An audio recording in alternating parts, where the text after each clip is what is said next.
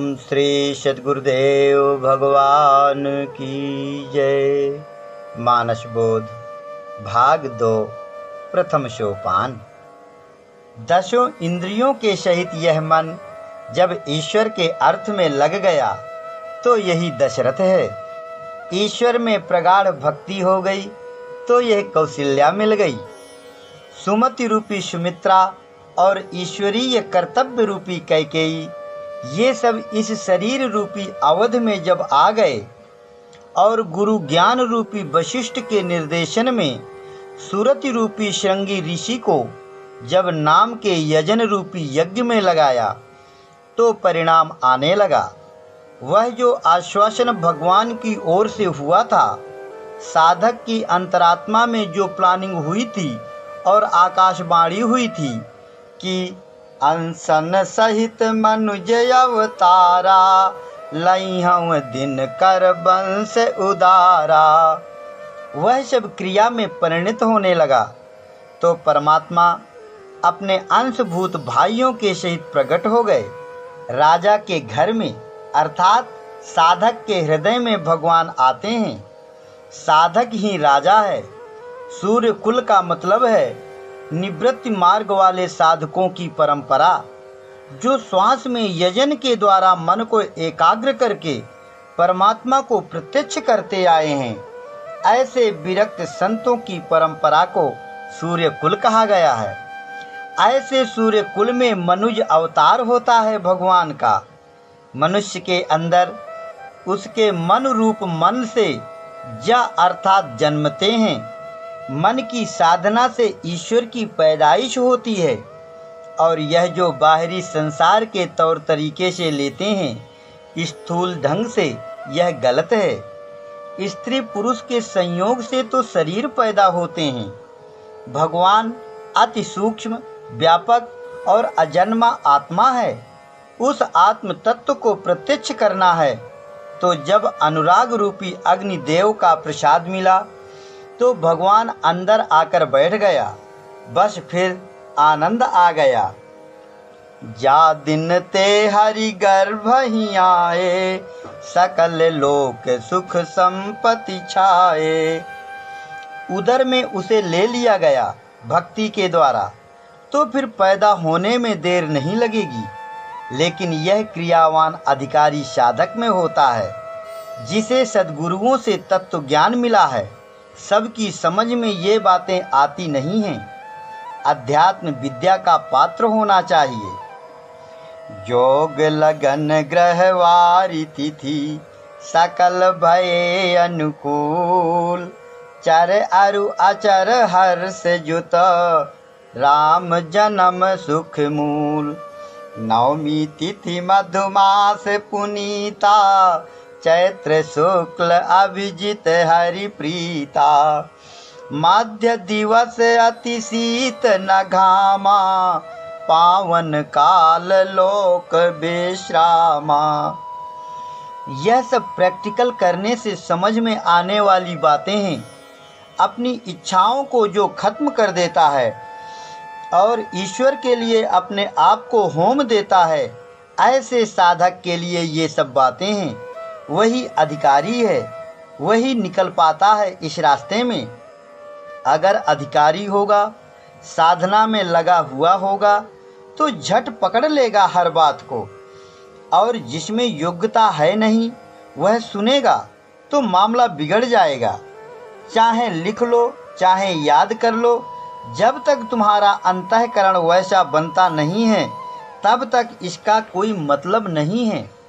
इसलिए खूब मन लगाकर भजन करना चाहिए। यह दुनिया अच्छाई बुराई से बनी है, ऐसे ही चलती रहेगी। इन्हें दाएं बाएं करके निकल जाना चाहिए। हमारे ऋषियों मुनियों ने बड़ा भारी त्याग करके हमें अध्यात्म का जो विज्ञान दिया है उसे समझो और ग्रहण करो।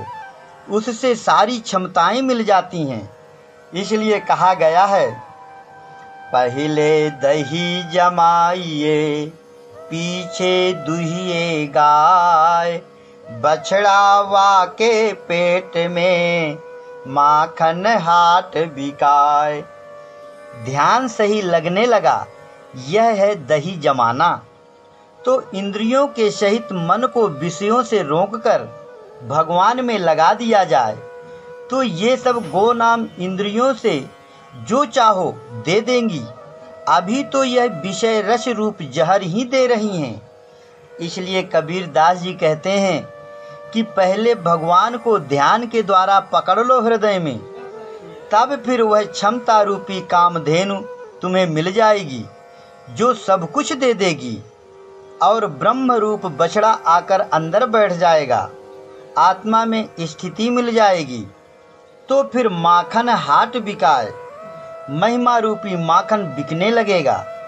संसार में ख्याति फैल जाएगी, मान सम्मान मिलने लगेगा, सब कुछ मिल जाएगा। ऐसे इच्छा करते रहने से कुछ नहीं मिलता।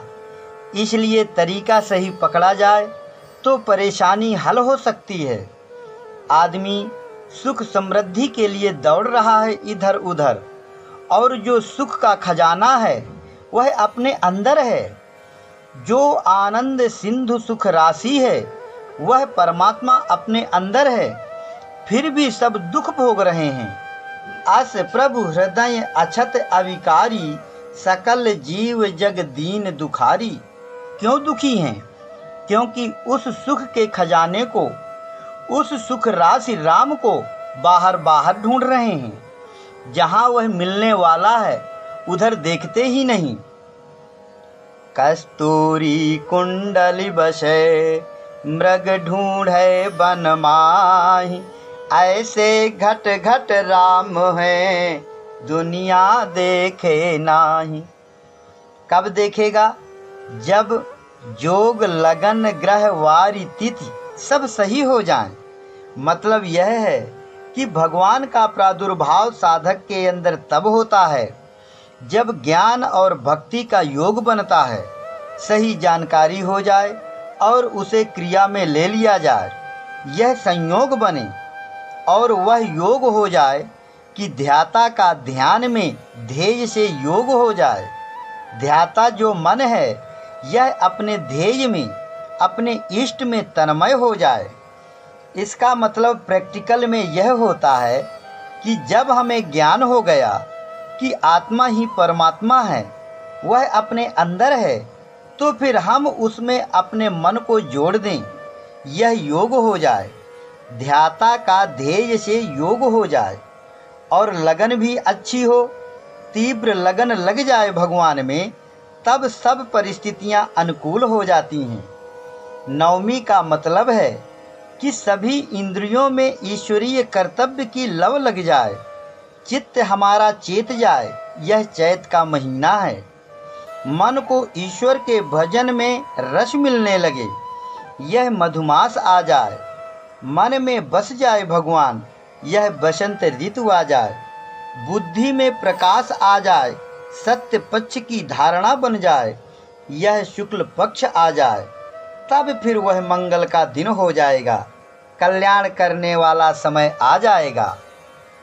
मध्य दिवस अर्थात श्वासा की सम स्थिति और सुख दुख आदि द्वंद्वों में समत्व की स्थिति वाली शुभ घड़ी, वह पावन मुहूर्त आ जाएगा और उस नर श्रेष्ठ साधक के हृदय निकेत में राम आ जाएगा। फिर उसके इस शरीर रूपी अवध में सब तरफ उल्लास छा जाएगा। ऐसा यह मानस में अर्थात अंतःकरण में भगवान के जन्म का प्रसंग है। साधक के अंतर जगत का चार्ट है जिसका बाहरी रूप से चित्रण किया गया है। इसे ठीक से समझा जाए और समझकर अपने अंदर क्रिया में लिया जाए और लगन के साथ साधना में जुटा जाए तो जीवन में वह मांगलिक दिन आ सकता है। कौतुक देख पतंग भुलाना, एक मास ते ही जात न जाना। मास दिवस कर दिवस भा, मरम न जान ये कोई। रथ समेत रवि था केव, निशा कवन विधि होय। गोस्वामी जी कहते हैं कि राम जन्म के समय उत्सव देखने के लिए सूर्य 1 महीने तक खड़ा रह गया। और इस रहस्य को कोई समझ नहीं पाया। अब यही कुछ ऐसी बातें हैं जो स्पष्ट कर देती हैं कि यह सब चरित बाहर का नहीं है, मानस का रामचरित है। अंतर जगत की बातें हैं सब। बाहर तो ऐसा अगर हो जाए कि 1 महीने तक रात आई ही नहीं तो सारी दुनिया में उथल पुथल मच जाएगी। आजकल के पढ़े लिखे समाज में इन सब प्राकृतिक गतिविधियों की पूरी जानकारी है लोगों को। छोटे छोटे बच्चे भी जानते हैं कि पृथ्वी अपनी अक्ष पर घूमती हुई सूर्य का चक्कर लगाती है। इसी से रात दिन होते हैं, ऋतुएं बदलती हैं। अब आज इन बातों को कोई नहीं मानेगा कि सूर्य 7 घोड़ों के रथ पर बैठकर चलता है और अरुण नाम का उसका कोई सारथी है जो रथ हाँकता है, अथवा उषा नाम की सूर्य की स्त्री है। उषा तो सूर्य निकलने के पहले जो आभा आती है उसे उषा कहते हैं। सवेरे जो लाल गोले के रूप में सूर्य दिखाई पड़ता है वह अरुण कहलाता है। यह सब समय के अनुसार नाम दिए गए हैं। प्रकृति के काम सदैव नियम से चलते हैं, नियम के विपरीत नहीं होता वहाँ कुछ भी। इसलिए यह नहीं माना जाएगा कि कभी ऐसी भी कोई घटना हुई थी जिसमें 1 महीने का दिन हुआ था। वास्तव में राम का प्रादुर्भाव साधक के अंदर होता है। शरीर में यह जो श्वासा चलती है उसका प्रतीक सूर्य है। जब साधक श्वास जप के द्वारा, ध्यान के द्वारा मन को एकाग्र करता है, ध्याता, ध्येय और ध्यान तीनों में एक तानता आती है और वह शून्य अवस्था में लीन हो जाता है, सुषुप्ति में चला जाता है, तो 1-2 मिनट के लिए यह श्वासा खड़ी हो जाती है। यही सूर्य का रुकना कहा जाता है। भजन ध्यान की परिपक्व अवस्था में ऐसा होता है। योग साधना में ऐसी अवस्था आती है तो इस रहस्य को कोई दूसरा नहीं जान पाता। यह रहस्य काहू नहीं जाना, दिन मनि चले करत गुण गाना। यह मन की शांत, शुद्ध, निर्विषय या शून्य अवस्था है। इसी स्थिति को योगी महात्मा भगवान की झलक मानते हैं। ऐसे राम की पैदाइश होती है, उसकी यह पहचान है, साधक के अंदर का रहस्य है। बाहर की बात होती तो सब जान जाते। 2-4 मिनट के लिए हमारी श्वासा खड़ी हो जाती है। श्वासा ही सूर्य है। खड़ी हो गई तो भजन की क्रिया पूरी हो गई। श्वास खड़ी होने का आशय व्यापकता में साधक के स्वत्व का विलीनीकरण हो जाना है। अहम समाहित हो गया तो एक तरह से इस दुनिया से मर गया, ईश्वर में पैदा हो गया। योगी महात्मा इसे ही अपना जन्म मानते हैं। श्वास रुकने का मतलब है मृत्यु होना। इसके बाद उस पर प्रकृति के बंधन नहीं रहे, प्रकृति पार हो गया। इस अवस्था में संस्कार समूह भस्म हो जाता है। इस तरह से वह संसार से परे हो जाता है, भव बंधन से मुक्त हो जाता है। श्वासारूपी सूर्य रुक गया तो इसे भक्ति रूपी कौशल्या समझ पाती है और कोई जान नहीं पाता। इस तरह से यह साधक के अंदर परमात्मा की पैदाइश होती है। फिर विवेक रूप लक्ष्मण, भाव रूप भरत, शत्रुघ्न, सत्संग ये सब आ जाते हैं। ईश्वर के अंश रूप ये सब सजातीय तत्व साधक के अंदर आ जाते हैं। जो आनंद सिंधु सुख राशि, सी करते त्रैलोक सुपासी। सो सुख धाम राम यस नामा, अखिल लोकदायक विश्रामा। विश्व भरण पोषण कर जोई, ताकर नाम भरत अस होई। जाके सुमिरन तेरि पुनासा, नाम शत्रुघ्न वेद प्रकाशा। लक्षण धाम राम प्रिय, सकल जगत आधार। गुरु वशिष्ठ तेहि राखा, लक्ष्मण नाम उदार। राम का स्वरूप आत्मा का है। एक होता है नाम और एक होता है नामी। नाम से नामी को जाना जाता है।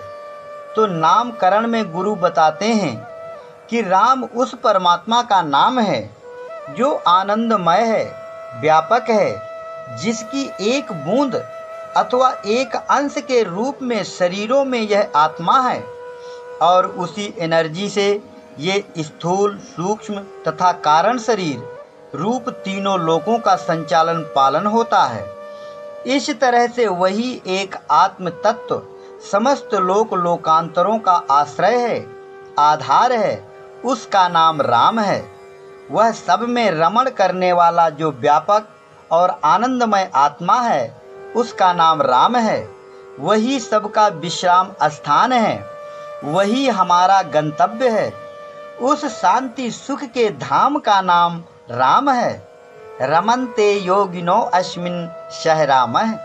योगी जन उसमें अपनी पहुँच बनाते हैं और वही जीवात्मा रूप में सब शरीरों में लीला कर रहा है। साधक के अंदर ज्ञान से, भक्ति से, योग से यह क्लियर दिग्दर्शन हो जाए, अनुभव में बात आ जाए, तब इसे राम का जन्म होना कहा जाता है। और उसके सहयोगी अंश रूप में भाव भरत हैं। यह विश्व का भरण पोषण करने वाला तत्व है भाव। भावो ही भव कारणम और भाववश्य भगवान। तो भाव में वह क्षमता है कि चाहे तो घसीट कर संसार में ले जाए और चाहे तो भगवान की गोद में बैठा दे। दोनों क्षेत्रों में यह काम करता है। ऐसा यह भाव रूप भरत बड़ा क्षमतावान है। शत्रुघ्न है सत्संग। यह जो साधक के अंदर आत्मा के विपरीत विचार वृत्तियां हैं, उन शत्रुओं को नष्ट कर देता है और सत्य आत्मा का संग करा देता है। यह सुमति रूपी सुमित्रा से पैदा होता है। वेद, शास्त्र और संत सब सत्संग के महत्व को स्वीकार करते हैं और इसकी महिमा का बखान करते हैं। साधना की गतिविधि समझकर और उस पर चलकर सत्य का साक्षात्कार कर लेना, सत्य को हमेशा संग लिए रहना सत्संग है। गोस्वामी जी कहते हैं कि मति की रति गति भूति भलाई, जब जेहि जतन जहाँ जेहि पाई, सो जानब सत्संग प्रभाऊ, लोकहु वेद न आन उपाऊ।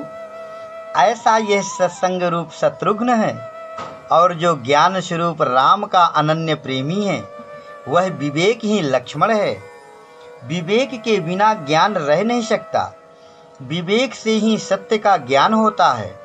यह प्रपंच तो सत्य असत्य, भला बुरा, गुण दोष से मिलकर बना है। साधक अपने विवेक के द्वारा इन्हें अलग अलग करके सजातीय तत्वों का अपने अंदर संग्रह करता है, दोषों का त्याग करता जाता है। इस तरह से यह लक्षणों का धाम है विवेक। यह विवेक आधार है। इसी पर साधक के अंतर जगत को संभाल रखने की जिम्मेदारी आती है। और सही विवेक वही है जो मन बुद्धि से संसार को निःशेष कर दे। ऐसा यह शेषावतार है। विवेक का स्वरूप ऐसा है कि यह सत्य और असत्य को अलग किए रहता है। प्रकाश रूप परमात्मा को अंधेरा रूप संसार में मिलने से रोक रखता है। इसलिए यह सबसे बड़ी ताकत है। यही काम को मार सकता है। इस तरह से भाव, सत्संग और विवेक, ये तीनों राम के साथ साथ साधक के अंदर प्रादुर्भूत हो जाते हैं और अपनी जगह पर काम करेंगे। यहाँ उहाँ दुई बालक देखा, मति भ्रम मोरी की आन विशेखा। देखे रावा मातहि निज, अद्भुत रूप अखंड। रोम रोम प्रति लागे, कोटि कोटि ब्रह्मांड। जैसे श्रीमद् भागवत में प्रसंग आता है कि जब अक्रूर ले जा रहे थे कृष्ण को गोकुल से मथुरा, तो यमुना में जब नहा रहे थे अक्रूर, तब अक्रूर को जल के भीतर और उधर बाहर रथ में दोनों जगह कृष्ण दिखे। तब अक्रूर को विश्वास हो गया। तो एक अवस्था में अपने अंदर अलौकिकता दिखाई पड़ती है और तभी विश्वास दृढ़ होता है कि भगवान अपने अंदर है और साधक उसकी अनुभूति कर लेता है। भजन करते करते जब श्वासा खड़ी हो गई तो उसमें रिफ्लेक्शन होगा, तो वह जो अंदर बैठा है परमात्मा हमारे सामने खड़ा होकर बात करने लगेगा। प्रतीक उपासना होने लगी। जब यह अलौकिकता हम में आ गई तो हमारी दुनिया बदल जाएगी, दूसरी दुनिया में चले गए। ये ऐसी बातें यौगिक प्रक्रिया में हैं। जिन्होंने किया है वे इन्हें जानते हैं। लगन से भजन करें तो फिर सब दिखाई पड़ जाता है, पूरा रहस्य खुल जाता है और होता है सब अपने में ही, बाहर कहीं कुछ नहीं है। व्यापक अकल अनी है अज, निर्गुण नाम न रूप, भगत हेतु नाना विधि, करत चरित्र अनूप। ऐसा जो अज अविनाशी परमात्मा है वह भक्त साधक के लिए चरित्र करने लगता है। जब वह भक्त साधक अपने हृदय में उसे पकड़ लेता है, उसी भक्त के लिए अलौकिक रूप से होते हैं चरित्र। वही देख पाता है जिसके अंदर होते हैं। लेकिन कहते हैं चरित्र राम के सगुन भवानी, तरक न जाहि बुद्धि मन बानी। अपने हृदय में भगवान की लीला को देखते हुए भी मन बुद्धि के द्वारा उसे जानने समझने में दिक्कत आती है, क्योंकि परमात्मा की लीला मन बुद्धि वाणी से परे है। यह सगुण लीला भगवान अपने भक्त के अंदर इष्ट रूप में प्रत्यक्ष होकर उसके कल्याण के लिए करते हैं। साधक को अंदर से आत्मिक संकेत, सगुण, अंग फड़कन या अनुभूतियों के रूप में, सूक्ष्म वाणी के रूप में मिलते हैं। उन्हें कहते हैं भगवान की सगुण लीला। यह अनुभव क्षेत्र की बात है, इसलिए कहते हैं कि मन बुद्धि से परे की बात है। गोस्वामी जी ने इसी आशय से लिखा है कि निर्गुण रूप सुलभ यति, सगुण जान नहीं कोय, सुगम अगम नाना चरित, सुनि मुनि मन भ्रम होय। तो यह सगुण लीला वही जान पाता है जिसके अंदर यह लीला जागृत होती है। प्रैक्टिकल बात है। निर्गुण इसलिए सुलभ है क्योंकि थ्योरेटिकल व्याख्या का विषय है, कोई भी समझ ले। और वह सगुण लीला तो वही देखेगा समझेगा जिसके अंदर प्रकट होकर वह परमात्मा चरित करता है। वह करके देखने की बात है, अनुभव कहते हैं उसे। इसलिए कोई बिरला महात्मा ही उसे कर पाता है। यह कहने में आने वाली बात नहीं है, अनुभूति का विषय है। सही साधना प्रक्रिया को लिए बिना उस अलौकिक क्षेत्र में प्रवेश हो नहीं पाता, और वह अलौकिकता आए बिना इन आत्मिक अनुभूतियों को साधक जल्दी पकड़ नहीं पाता, क्योंकि अभी कमजोरी भरी है अंदर। भजन के प्रभाव से आत्मविश्वास जब तक आ नहीं जाता तब तक सैद्धांतिक बातों में फंसाव बना रहेगा। साधक अपनी तर्कनाओं में उलझा रहता है, ईश्वर की सही एडजस्टिंग कर नहीं पाता, तो यह तर्कना बड़ी भारी बाधा है साधना में। इसके रहते विश्वास जमने नहीं पाता। साधक के अंदर एक अनिश्चय की स्थिति बनी रहती है कि मैं जो अभी तक जान पाया हूँ, जो साधन कर रहा हूँ, यह ठीक है या नहीं, मुझे सफलता मिलेगी या नहीं मिलेगी। आत्मा ही परमात्मा का रूप है या कुछ और चीज़ है ईश्वर, आदि आदि बातें साधक को जमने नहीं देती, उसमें दृढ़ता नहीं आने देती ये तर्कनाएं। तो अब एक ही तरीका है कि आत्मविश्वास आ जाए अपने में। बिना विश्वास रूपी विश्वामित्र के आए यह तर्कना मर नहीं सकती, और जब तक यह रावण की नानी ताड़का जीवित रहेगी तब तक यह जानकारी रूपी यज्ञ पूरा होने नहीं देगी। इसलिए अब इसे समाप्त करने का उपाय होगा। तो जब वह अलौकिक चरित्र भक्ति रूपी कौशल्या के द्वारा देख लिए गए और गुरु से कुछ और युक्तियां सीख पाए, तो अब आत्मविश्वास आ जाएगा। ओम श्री सद्गुरुदेव भगवान की जय।